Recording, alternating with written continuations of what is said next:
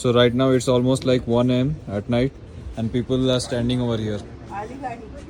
লোকের সাথে স্ক্যাম করে পালিয়ে গেছে, পুরো স্ক্যাম কোম্পানি একটা।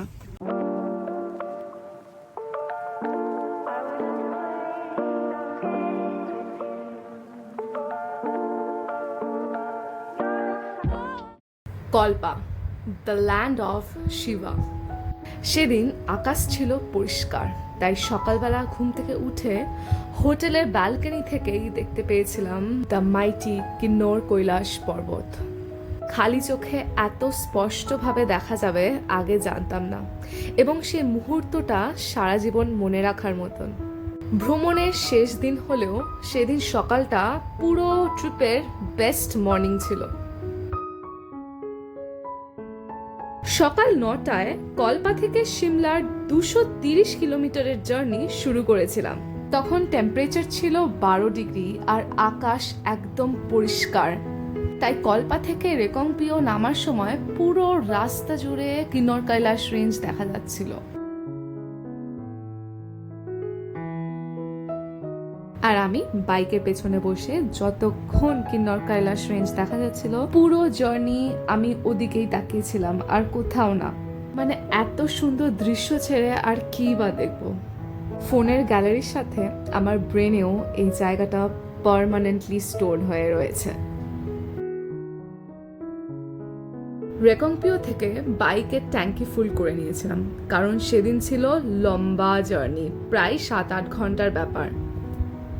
আচ্ছা, তোমরা যারা আমাদের কলকাতা থেকে স্পিতি ভ্যালির আগের ব্লগসগুলো দেখোনি, ডেসক্রিপশনে লিংক দেওয়া আছে, অবশ্যই দেখো। আমাদের জীবনের প্রথম বাইক ট্রিপ। টানা 7 দিন ধরে প্রায় রোজই আমরা 10-12 ঘন্টার বাইক জার্নি করেছি। সেদিন ছিল ডে 8, ট্রিপের লাস্ট বাইক জার্নি। কল্পা থেকে কিন্নর গেট হয়ে রামপুর, নারকান্ডা, তারপর সিমলা। ডে 1-এ সিমলা থেকে সাংলা যেতে যতটা ডিস্টেন্স কভার করেছিলাম ঠিক ততটা ডিস্টেন্সই ডে 8-এ আবার ব্যাক করতে হবে, এবং রুটটাও প্রায় সেম। কল্পা থেকে প্রথম 40 কিলোমিটার ক্রস করার পর কারচাম ড্যামের থেকে রাস্তাটা পুরো সেম। 2 ঘন্টা জার্নি করার পর আমরা ব্রেক নিয়েছিলাম, এবং তখন রাস্তার ধারে একটি গুহা চোখে পড়েছিল। গুহাটা দেখে খুব মন করছিল ভেতরটা গিয়ে এক্সপ্লোর করতে, কিন্তু হাতে সময় ছিল না, প্লাস সবাই ভয় দেখালো ভেতরে খারাপ জিনিস থাকতে পারে, তাই আর যাওয়া হয়।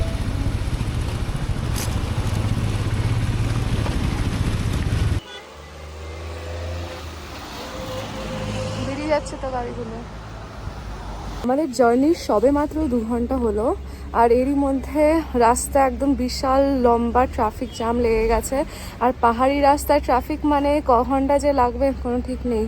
আজকে সারা দিনের জার্নি, আর এত দিনের মধ্যে আজকেই এই আমরা এরকম ট্রাফিক পাচ্ছি। তখন জার্নির 4 ভাগের মাত্র 1 ভাগ কভার হয়েছিল, আর এক পাহাড় থেকে আর এক পাহাড় পর্যন্ত লম্বা ট্রাফিক লাইন দেখতে পাচ্ছিলাম। কিছুক্ষণ অপেক্ষা করলাম, কিন্তু বাইক থাকার একটাই সুবিধা, অল্প জায়গা থাকলেও এগোনো যায়। যেখানে ঘন্টার পর ঘন্টা সব গাড়ি ট্রাফিক জ্যামে দাঁড়িয়েছিল, আমরা 5 মিনিট থাকার পর ওখান থেকে বেরিয়ে এসেছিলাম, এবং তারপরেই বুঝলাম ট্রাফিক জ্যাম হওয়ার কারণটা কি। আগের দিন রাতে হেভি রেইনফল হওয়াতে কিন্নর গেট যাওয়ার রাস্তাটা ধস নেমে নষ্ট হয়ে গেছিল, তাই ওই রাস্তাতে একবারে খালি একটাই গাড়ি অ্যালাউ করা হচ্ছিল। বাইকে আমরা স্মুথলি এগিয়ে তো যাচ্ছিলাম, কিন্তু রাস্তার পরিস্থিতি দেখে সত্যি কিন্তু খুব ভয় লাগছিল। অর্ধেক জায়গায় রাস্তা তো ছিলই না। কিছু দূর এগোনোর পর রাস্তার কন্ডিশনটা ভালো দেখে একটু শান্তি পেয়েছিলাম, ভেবেছিলাম এরপর হয়তো রাস্তা ক্লিয়ার আছে। এরই মধ্যে আমরা কিন্নর গেটের কাছাকাছিও পৌঁছে গেছিলাম, কিন্তু যত এগোচ্ছিলাম ততই যেন রাস্তার কন্ডিশন আরো খারাপ হচ্ছিল। সিমলা থেকে সাংলা যাওয়ার দিন আমরা এই রাস্তাটা রাতের অন্ধকারে রাত্রি 9টার সময় কভার করেছিলাম। তখন বাইকের আলোতে বুঝেছিলাম রাস্তাটা খারাপ, কিন্তু সে যে এরকম ভয়ঙ্কর অবস্থা অন্ধকারে টের পাইনি।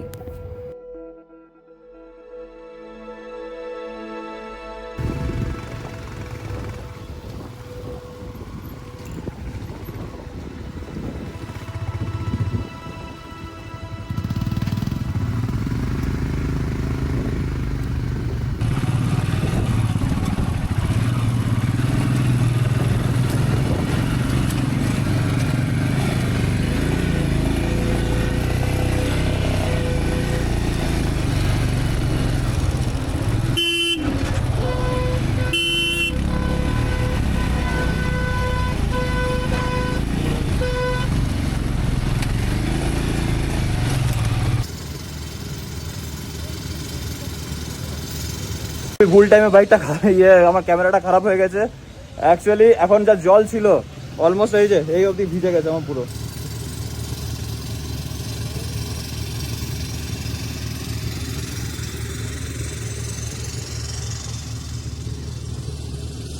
মারাত্মক রাস্তার কন্ডিশন দেখতে দেখতে আমরা এগিয়ে চললাম। এই পাশটা যে এরকম রাস্তার অবস্থা আমরা যাওয়ার দিন কিছুই টের পাইনি। ও এই তো কিন্নর গেট।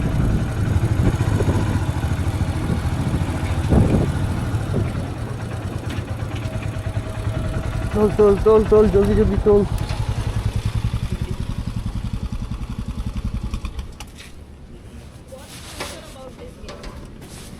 This gate-like structure.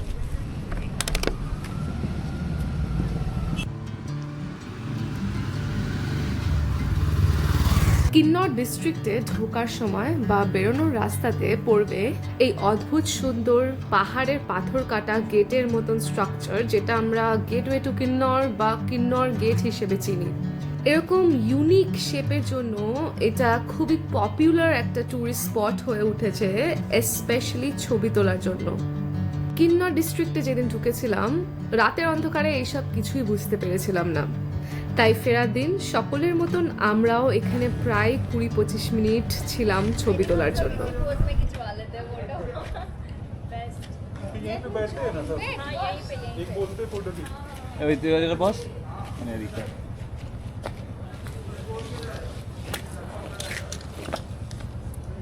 ও সোমাক একটু হাঁস দেখি তো, হাঁস তো সোমক।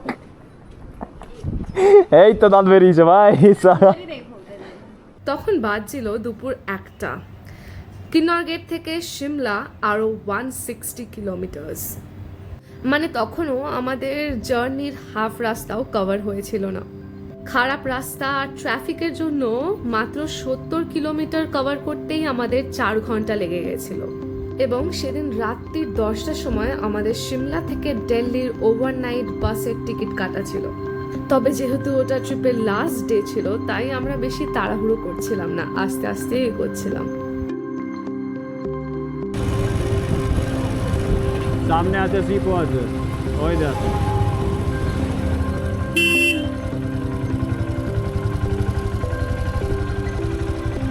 Hello hello.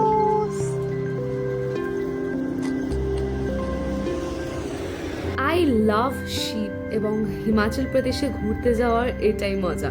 রাস্তায় মাঝে মাঝে এরকম দৃশ্য দেখা যায় আর তখন আমার মনে হয় একটাকে উঠিয়ে বাড়ি নিয়ে যাই। গাড়ি করে বাড়ি ফিরলে আমি ফর শিওর একটা উঠিয়ে নিতাম। রামপুরের পর রাস্তা আবার খারাপ ছিল, মাঝে মাঝেই ভাঙা রাস্তা, কিন্তু খুব ডিসিপ্লিনভাবে ট্রাফিক কন্ট্রোল করা হচ্ছিল, তাই কোথাও বেশিক্ষণ দাঁড়াতে হয়নি।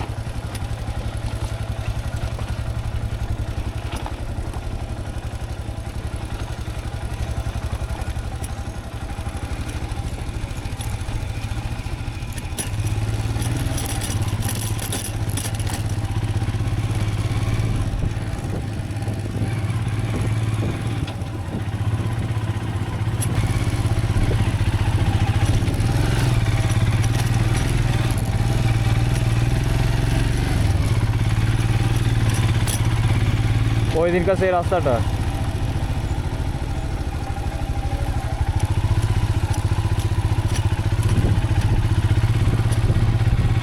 যাওয়ার দিন যেই হোটেলে লাঞ্চ করেছিলাম ফেরার দিনও সেম হোটেলেই গেছিলাম।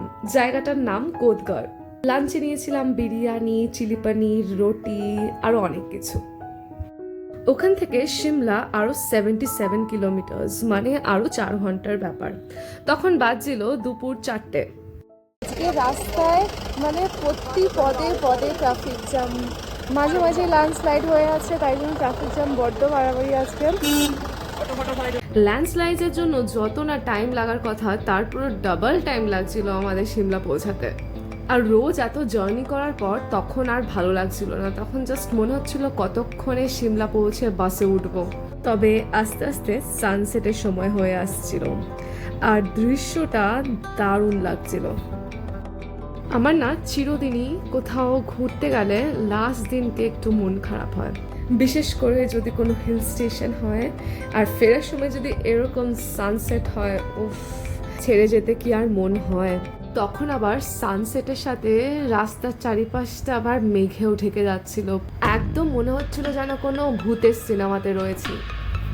সুন্দর লাগছিল, আবার ভয়ও লাগছিল। ভয় লাগছিল কারণ অন্ধকার হয়ে গেছিল, আর কুয়াশা বা মেঘের জন্য আমার হেলমেটের ওয়াইজার পুরো ঝাপসা হয়ে গেছিল। আমি রাস্তা চারিপাশে কিচ্ছুই বুঝতে পারছিলাম না, ওয়াইজারটা খুললেও আবার অসুবিধা হচ্ছিল, চোখে ধুলো ঢুকে যাচ্ছিল। বাট থ্যাঙ্কফুলি জনটির ওয়াইজার ছিল অ্যান্টি ফগ, তাই ওর কোনো অসুবিধা হয়নি। তখন বাজে সন্ধে 7টা। আমরা সিমলা ঢুকে তো গেছিলাম, কিন্তু সিমলার মেন মার্কেট এবং বাস স্ট্যান্ড আরও 1 ঘন্টার রাস্তা দেখাচ্ছিল। আর যতই যেন আমরা সিমলার মেন টাউনের দিকে যাচ্ছিলাম, ততই গাড়ির ট্রাফিকও বাড়ছিল।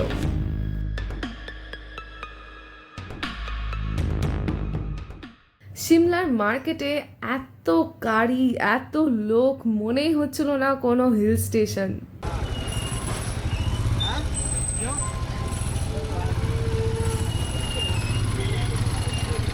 জার্নির প্রথম দিনকে আমরা যেই গ্যারাজ থেকে বাইক উঠিয়েছিলাম, ফেরার সময় বাসে ওঠার আগে আবার সেই গ্যারাজেই বাইক জমা দেওয়ার ছিল। রাত 8টার সময় আমরা ওই গ্যারাজে পৌঁছেছিলাম। So right now it's almost like 1 a.m. at night and people are standing over here. The aged people, they're standing out of nowhere. This is the condition that happens when we book the package from Karba. Right now we are getting a van from our own and we'll be leaving for Delhi. বাজছে রাত্রির 1টা। আমরা 8:30 থেকে সিমলা বাস স্ট্যান্ডে দাঁড়িয়ে আছি। এত বাজে experience আমাদের জীবনে প্রথমবার হলো। এই ট্যুর কোম্পানির নাম আমি নিচে লিখে দেবো ডিটেলস। জীবনেও কেউ ভুলেও কেউ ফ্রিতে নিয়ে গেলেও যাবে না। এত বাজে এক্সপিরিয়েন্স হয়েছে, এত বাজে এক্সপিরিয়েন্স, মানে ভাবা যায় না। যে ট্যুর অপারেটর ছিল সে মাঝ রাস্তায় গায়েব, পুরো ভ্যানিশ হয়ে গেছে, ওকে আর পাওয়া যাচ্ছে না। ফোনে একদম ফোন সুইচ অফ টফ করে পালিয়ে গেছে, লোকের সাথে স্ক্যাম করে পালিয়ে গেছে, পুরো স্ক্যাম কোম্পানি একটা। পরের দিন দুপুরবেলা দিল্লি থেকে আমাদের ট্রেন ধরার কথা ছিল, কিন্তু ট্রিপের শেষ দিন এত বাজে এক্সপিরিয়েন্স হলো আর ট্রেনে করে আসতে ভালো লাগছিল না, ক্যান্সেল করে ফ্লাইটে বাড়ি চলে আসি। নাও coming to the scam. So আমরা এত ঘুরতে চাই, সব বিভিন্ন ট্যুর কোম্পানিজের সাথে আমরা ট্রাভেল করেছি, কোথাও কোনো দিনও আজ অবধি কোনো কমপ্লেন্টস নেই। খুবই ভালো ঘুরেছি, comfortable stage, everything everything, like যা এক্সপেকটেশনস থাকে আমাদের তার চেয়ে অনেক বেটারই হয়। তো আমরা এবারে স্পিতি বাইক ট্রিপটা একটা অচেনা ট্যুর কোম্পানির সাথে বুক করেছিলাম সোশ্যাল মিডিয়াতে রিভিউজ দেখে। খুব যে ছোট বিজনেস স্টার্ট আপ তা বলবো না, they have quite a big number of followers. আর রিভিউজও সব জায়গায় খুব ভালো, খুব ভালো, সব জায়গায় ছবি টবি দিয়ে এভরিবডি ইজ লাইক খুব ভালো ঘুরেছি, খুব ভালো ঘুরেছি। তো ওই দেখে লোকের রিভিউজ, তোমরা যেরকম আমার রিভিউজ দেখো ওরকম ভাবেই আমি ট্রাস্ট করে বুকটা করেছিলাম। But for some reason we got scammed. তাহলে এবার প্রথম থেকে বলি, আমরা কলকাতা থেকে বেরিয়েছিলাম, আমাদের কাছে একটা নর্মাল স্পিতি বাইক সার্কিটের যা ইউজুয়াল কমন আইটিনারি থাকে সেই নিয়ে। এবার দিল্লি গিয়ে জানতে পারি আইটিনারি পুরো চেঞ্জড, কারণ আমাদের প্রথম দিন যাওয়ার কথা ছিল দিল্লি টু মানালি, সেই জায়গায় আমরা দিল্লি থেকে সিমলা যাচ্ছিলাম, কারণ মানালির রাস্তা সব ব্লক ছিল due to flash floods. That was fine, okay. এইবার কি হলো, ওভারনাইট বাস জার্নি হলো সিমলাতে পৌঁছে আমরা বাইক নিলাম। বাইক নেওয়ার পর সেই দিনকে ফার্স্ট এভার বাইক ট্রিপ, এবং ওখানে আমাদের সাথে যারা ছিল সবারই মোটামুটি প্রথমই ছিল, এমন না যে সবাই আগে অনেক অনেক ঘুরে এসছে বাইকে, এভরিবডি ওয়ার বিগিনার লেভেল, ওকে। প্রথম দিনকে আমাদেরকে 250 কিলোমিটার্স ট্রাভেল করানো হয় আফটার ওভারনাইট বাস জার্নি। কোনো রেস্ট নেই, কোনো ব্রেক নেই, কিছু নেই। মাঝে আমরা আফটার 150 or 200 কিলোমিটার্স আমরা বলেছিলাম ওইখানেই, তখন বাজে রাত 10টা, আমরা বলেছিলাম যে ওখানে আর কি হল্ট করতে। আমরা দরকার পড়লে এক্সট্রা টাকাও দেবো যদি নতুন করে হোটেলসের বুকিং করতে হয়, হোমস্টেস বুকিং করতে হয়। But they didn't agree. They were like যে না, আমাদেরকে সিমলা থেকে সাংলাই যেতে হবে, আর কোথাও মাঝে থাকা যাবে না। তো it was very risky and tiring. ঠিক আছে, বুঝলাম, হতেই পারে ন্যাচারাল ক্যালামিটিস এর জন্য। সো এটা হলো ফার্স্ট রেড ফ্ল্যাগ। আগে থেকে কেন জানানো হয়নি? ট্রিপের 2-3 দিন আগে অন্তত পক্ষে জানানো উচিত ছিল যে প্ল্যান পুরো চেঞ্জ হয়ে যাচ্ছে। আমরা কেন দিনের দিন জানতে পারছি যে পুরো আইটিনারি, পুরো ম্যাপ চেঞ্জ হয়ে যাচ্ছে? ঠিক আছে। সেকেন্ড রেড ফ্ল্যাগ, সাধারণত কোনো ট্রিপ বুক করার আগে, স্পেশালি বাইক ট্রিপে, আমরা কি দেখবো জানো, একটা প্রপার মানে মনিটর্ড গ্রুপ হয়। লাইক ইউজুয়ালি আমরা যা দেখে আসি, ভালো ভালো ট্যুর কোম্পানিজগুলো যারা করে তাদের অ্যাটলিস্ট দুটো বাইক মার্শাল থাকবে, someone at the front and the other one at the back. আমাদের ক্ষেত্রে একজনই বাইক মার্শাল ছিল, যেটা একটা ইম্যাচিওর বাচ্চা ছেলে। সে নিজেও জানে না সে কি করতে এসেছিল, একা একাই ঘুরছিল। আর বাইকে কারোর কে কোথায় কত দূরে আছে, কারোর কোনো অসুবিধা হচ্ছে কিনা, নাথিং নাথিং। যেন মনে হচ্ছিল উনি নিজেই একা ঘুরতে এসেছেন আর আমরা আলাদা আলাদা গেছি। মানে then why book a trip with them if we are not guided by our marshal? আমি তো তাহলে একাই যেতে পারতাম, তাই না? ওকে, এটা বেস্ট। থার্ড রেড ফ্ল্যাগ, আমাদের বলা হয়েছিল এবং ওদের ওয়েবসাইটেও সব জায়গায় লেখা থাকবে যে এক্সপিরিয়েন্সড বাইক মেকানিক থাকবে। খুব এক্সপিরিয়েন্স, খুব খুব খুব এতটাই এক্সপিরিয়েন্স যে সে নিজেই বলে দিল ভাইয়া মেরে সে গিয়ে নেই হো পায়েগা। থ্যাঙ্কফুলি কারোর বাইকের সেরম কোনো মেজর প্রবলেম হয়নি, না হলে তার ট্রিপ পুরো বরবাদ হয়ে যেত, পুরো বরবাদ। সো এবার আমাদের ঠাকুরের আশীর্বাদে কোনো মেজর ইস্যু হয়নি, তাই পুরো 7 দিনের সার্কিটটা আমরা সাকসেসফুলি কমপ্লিট করেছিলাম। সব টুরিস্ট স্পটস দেখেছি, অ্যান্ড অলসো ওরা স্টেজগুলো খুব ভালো দিয়েছিল, খাওয়ারেরও ভালো সব ব্যবস্থা ছিল, কোনো কমপ্লেন্স ছিল না। এই সব দিক থেকে কোনো কমপ্লেন নেই, ভালো খাওয়ার, ভালো হোটেল, তারপর ট্রিপটা পুরো সাকসেসফুলি কমপ্লিট করেছিলাম।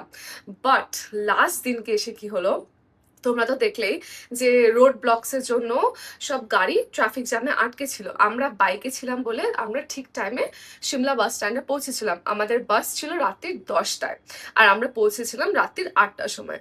বাট আমাদের লাগেজ ছিল ব্যাকআপ ভেহিকেলে, প্লাস আমাদের সাথে আরো যারা গ্রুপে বাইকার্স ছিল তাদের ফ্যামিলিও ব্যাকআপ ভেহিকেলে ছিল।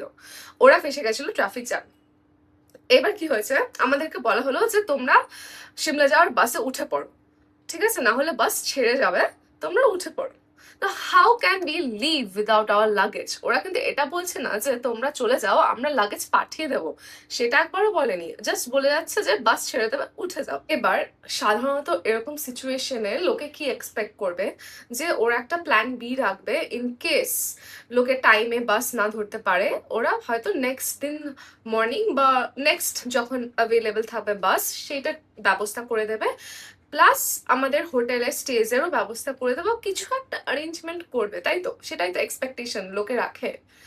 এনারা কি করলো, আমরা যেই পৌঁছে গেলাম, বাইক জমা দিয়ে দিলাম, দে লেফট আস। দে আর লাইক, তোমরা বাস মিস করে গেছো, তাই আমরা কিছু করতে পারবো না, it's not in our hands. তোমরা এবার যা ইচ্ছা যা কিছু ভাবে বাড়ি পৌঁছাও, আমাদের দায়িত্ব সিমলা বাস স্ট্যান্ডেই শেষ। Oh by the way, bike marshal কিন্তু পুরো ট্রিপে বাইক চালায়নি, ও খালি ডে 1-এই বাইক চালিয়েছিল। তারপরে পুরো ট্রিপটাতে উনি ব্যাকআপ ভেহিকেলে বসেছিলেন, ফেরার দিনকেও ব্যাকআপ ভেহিকেলেই আসছিলেন। এবার আমাদেরকে বাইক মার্শাল ফোনে কথা বলছে, ফোনে বলছে যে তোমরা বাসে উঠে পড়ো, বাস 10টায় ছেড়ে যাবে, if you miss the bus there is no other option. And we were like, তাহলে আমাদের লাগেজ, আমাদের পেরেন্টস, তারা কোথায় যাবে? কোনো রেসপন্স নেই, কোনো রেসপন্সিবিলিটিস নেবে না। আরও আছে, এত সব হওয়ার পর তখন বাজে রাত্রির 12টা, আমাদের বাস চলে গেছে, আমাদের হোটেল নেই, ট্যুর কোম্পানির সাথে কোনো যোগাযোগ নেই। Bike marshal Shimla bus stand পৌঁছানোর আগে টুক করে টেম্পো ট্রাভেলার থেকে নেমে গেছে এবং সবার নাম্বার ব্লক করে দিয়েছে। সো তখন আমরা কি করব? এর মধ্যে থ্যাঙ্কফুলি আমরা বাস স্ট্যান্ডে একটা টেম্পো ট্রাভেলার পেয়ে গেছিলাম। তো সেই ট্রাভেলারে ওভারনাইট দিল্লি আসি, দিল্লি থেকে তারপর কলকাতা। এবার কলকাতা এসে আমরা যারা যারা ছিলাম ট্যুর কোম্পানির গ্রুপটাতে, সবাই মিলে আমরা ট্যুর অপারেটরকে ফোন করেছি, কোনো রেসপন্স পাইনি। আমরা বাস টিকিটের রিফান্ড চেয়েছিলাম, সেটাও পাইনি। প্লাস একটা হোয়াটসঅ্যাপ গ্রুপ ছিল, সেই গ্রুপ থেকে সবাইকে বের করে দেওয়া হয়েছিল, and they took no responsibilities at all. It was so disappointing. I mean, আমি স্মল বিজনেসের সাপোর্ট করি, আমি স্টার্ট আপ সাপোর্ট করি, কিন্তু যখন ট্রাস্টটা ভেঙে যায় না, পরবর্তীকালে কাউকে ট্রাস্ট করা ইম্পসিবল হয়ে যায়। তো এটাই আমাদের এক্সপিরিয়েন্স ছিল এই ট্যুর কোম্পানিটার সাথে। জীবনেও আর এদের সাথে কোথাও যাওয়ার ভুলটা করব না, শিক্ষা হয়ে গেছে। এবং তোমরা, জানি না এই ব্লগটা কতজনের কাছে পৌঁছাবে, যদি তোমরা দেখে থাকো then please do not travel with them. যতই ভালো রিভিউস থাকুক, আমাদের এক্সপিরিয়েন্স খুবই খারাপ ছিল, খুব খারাপ ছিল। আমার তো এখন মনে হচ্ছে রিভিউসগুলো সব ফেক। শুধু তাই না, আমরা যে গ্যারেজ থেকে বাইকটা উঠিয়েছিলাম, ওদের তো ট্যুর কোম্পানির সাথে টাই আপ করা ছিল। এবার প্রথম দিনকে আমাদের সবার থেকে 3,000 টাকা করে নিয়েছিল as insurance against any damage to the bike. তো ঠিক আছে, ফাইন। এবার বলেছিল যে যেদিনকে আমরা ফিরবো সেদিনকে বাইক সব ঠিক থাকলে 3,000 টাকা ওয়াপাস দিয়ে দেবে। ও মাই গড, 3,000 টাকা তো কাউকে দেয়নি। আমাদের বাইকে একটা কিছু ক্ষতি হয়নি, কোনো স্ক্র্যাচ লাগেনি, কিচ্ছু না, বাইক একদম ঠিক ছিল। সো 3,000 টাকা তো দেয়নি, উল্টে আরো ঝগড়া করে রীতিমতন তখন রাত্রির 10টার সময় মারপিট বেঁধেছে। তো আর একটু হলে পরে ওরা পুরো নিজেদের গুন্ডা পাড়ার লোকজন টাকা শুরু করে দিয়েছিল, টাকা নিয়ে প্রবলেম। 3,000 টাকা দেয়নি, উল্টে আরো এক্সট্রা টাকা লোকের কাছে নিয়ে নিয়েছে, দেখিয়েছে ও এখানে এটা ভেঙে গেছে, ও এখানে এটা খারাপ হয়ে গেছে, দিয়ে এক্সট্রা টাকা লোকের থেকে নিয়ে নিয়েছে। মানে যা তা অবস্থা না, এত খারাপ এক্সপিরিয়েন্স জীবনে আগে কোনোদিনও হয়নি, এবং আশা করছি ফিউচারেও যেন না হয়। একবারই শিক্ষা হয়ে গেছে। এই যে বাইক মার্শাল ছিল, ও আমাদের সাথে রোজ রাতের ডিনার করতো আর গল্প শোনাতো। ওর নাকি চট করে মাথা গরম হয়ে যায়, তাই কেউ কিছু বললে, বেশি কথা বললে ও নাকি তাদেরকে যেখানে সেখানে রাস্তায় ছেড়ে দিয়ে চলে আসে। এই নিয়ে আমাদেরকে গল্প শুনিয়েছিল একদিনকে রাতে। তো আমরা ভেবেছিলাম হয়তো মজা করে বলছে, we took it very lightly. Oh my god, কে জানতো যে ও এই সেম জিনিসটা আমাদের সাথেও করবে? কে রেখেছে একে? মানে আপনারা কি ইন্টারভিউ নেন না কোনো এরকম লোক হায়ার করার আগে? দেখে নেন না, ব্যাকগ্রাউন্ড চেক করেন না কে রেখেছে? ওয়াই ডিড ইউ হায়ার হিম? যে আমি এক্সপিরিয়েন্সটা শেয়ার করতে করতে মাঝে মাঝে হেসে ফেলছি, এটা কিন্তু আমি কষ্টের থেকে হাসছি। এটা আমার আনন্দের হাসি না, দিস ইজ মাই লাইক, বলে না, নিজের উপর নিজেরই খারাপ লাগছে। অ্যান্ড উইথ দ্যাট আমাদের স্বপ্নের Spiti bike trip came to an end. ব্লগটা ভালো লাগলে অবশ্যই সাবস্ক্রাইব করুন। বাই।